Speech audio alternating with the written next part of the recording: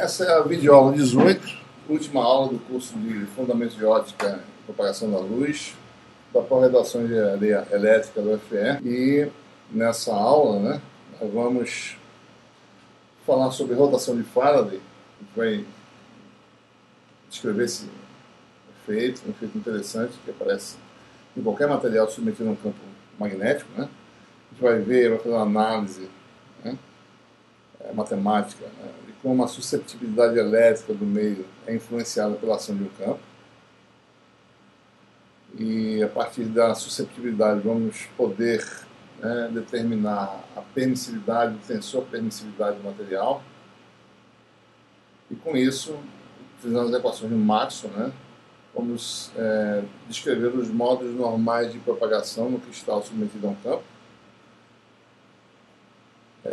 A partir disso, ele vai poder descrever a matriz de Jones de um cristal ou de um material submetido a um campo magnético e como um estado de polarização de entrada ele é afetado pela passagem do material submetido a um campo. Ou seja, essencialmente, ele vai ver do que se trata o fenômeno de rotação de Faraday.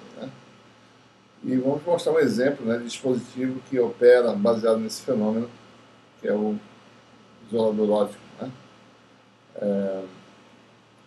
Muito bem, a Faraday, observando, fazendo experimento com alguns materiais, alguns tipos de substâncias, ele observou que o plano de polarização da luz, em 1845, ele rodava em materiais submetidos a um campo B. Então esse é o tipo de efeito que a gente quer tentar descrever usando um modelo simples, clássico, do oscilador. Digamos que você tem um material constituído de polos, ou seja, um modelo bem simples, clássico, é um núcleo e um elétron ligado a esse núcleo por força de Coulomb, entre outros efeitos quânticos que ele não vai descrever aqui, mas vamos tentar modelar isso de forma clássica. A posição do elétron, como sempre, é o vetor da posição x.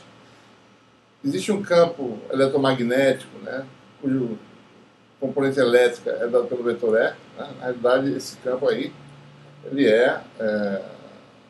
o campo arredondado, ou é arredondado, que a gente fala que é o campo variante no tempo, então varia com o tempo, certo? Em geral,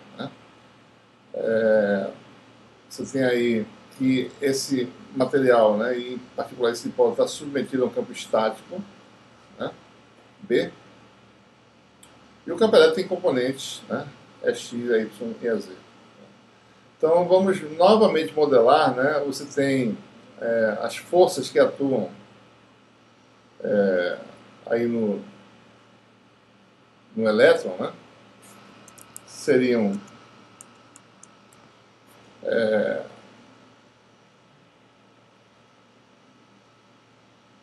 força elétrica,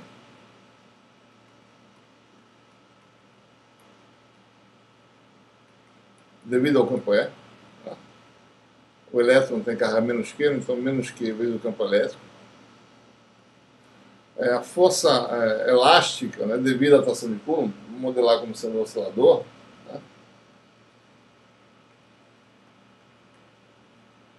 Força proporcional ao deslocamento, relativo ao seu centro de ponto de equilíbrio,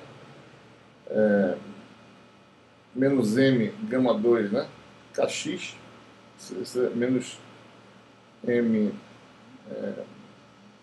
gama, no caso, aliás, vetor posição x, que é o deslocamento do elétron, certo? A força viscosa, aliás, desculpe, M gama não, M ômega zero, onde ômega zero seria a frequência natural de oscilação. A força ou seja, a perda no sistema é representada fenomenologicamente, pela força de atrito viscoso.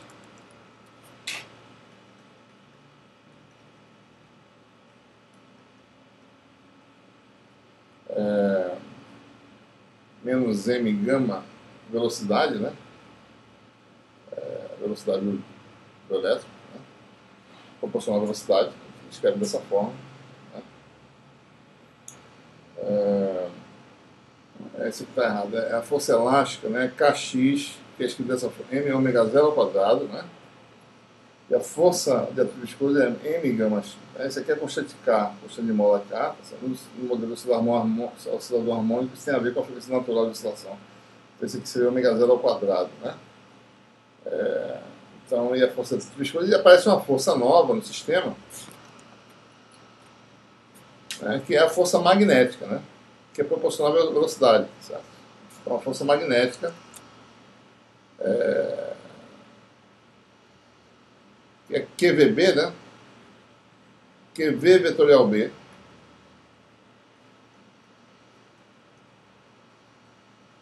ou equivalentemente, né, o campo DC, campo estático, V é x ponto, né? Então eu tenho um produto vetorial da derivada do vetor posição no tempo, né? Com o vetor B, né? Então a equação de movimento, né, fica aí, certo?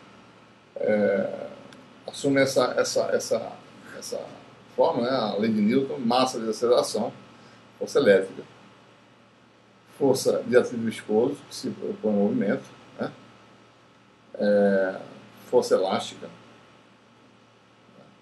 E a força magnética, né? Então essa é a modificação. Em relação ao modelo que nós tínhamos anteriormente, na ausência de campo, esse termo aqui não existia, certo? Agora ele existe, né? Então, nós temos essa nova equação. E daí, no regime permanente, ou seja, admitindo, né, novamente, que o campo elétrico variante no tempo, seja a parte real do fasor, né, admitindo que o campo está